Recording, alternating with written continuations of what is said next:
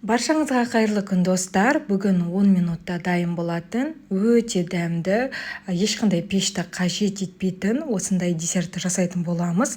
Видеоны міндетті түрде соңына дейін қараймыз. Алдымен десерттің кремін әзірлеп аламыз. Ол үшін табаға кез келген пайыздағы сүтті құямыз. Тоңазытқыштан алып құя берсеңіздер де болады.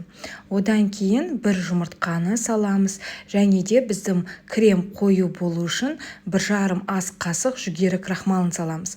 Қыздар, міндетті түрде жүгері крахмалын пайдалануға кеңес беремін. Сол кезде кремнің дәмі шықпайтын болады.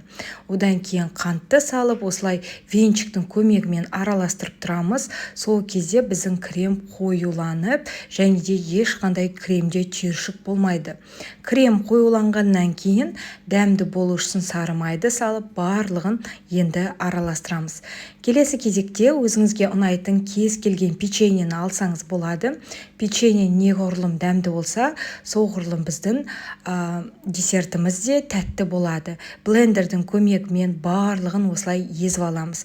Бізде осындай крошкалар пайда болады. Енді оған ерітілген сары майды салып, барлығын видеодағыдай осылай араластырып шығамыз. Майдың да дәмі тәтті болғаны жақсы, ол да десерттің дәміне тікелей байланысты болады. Видеоның описание бөліміне барлық құрамдарын қалдырамын.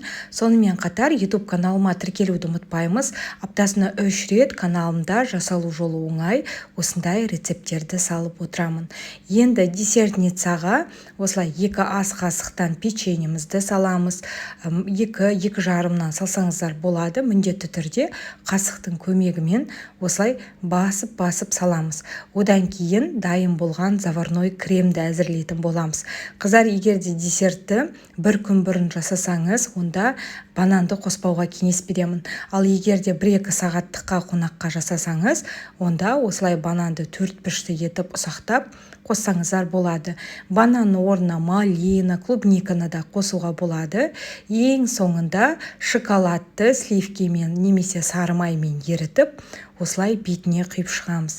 Енді қыздар, дәмі керемет болып шығады. Міндетті түрде жасап көріңіздер. Сонымен қатар рецепт ұнап жатса лайк басып, каналыма тіркелсеңіздер болады. Дайын болған десертті 1-2 сағатқа тоңазытқышқа салып қоямыз. Ас болсын.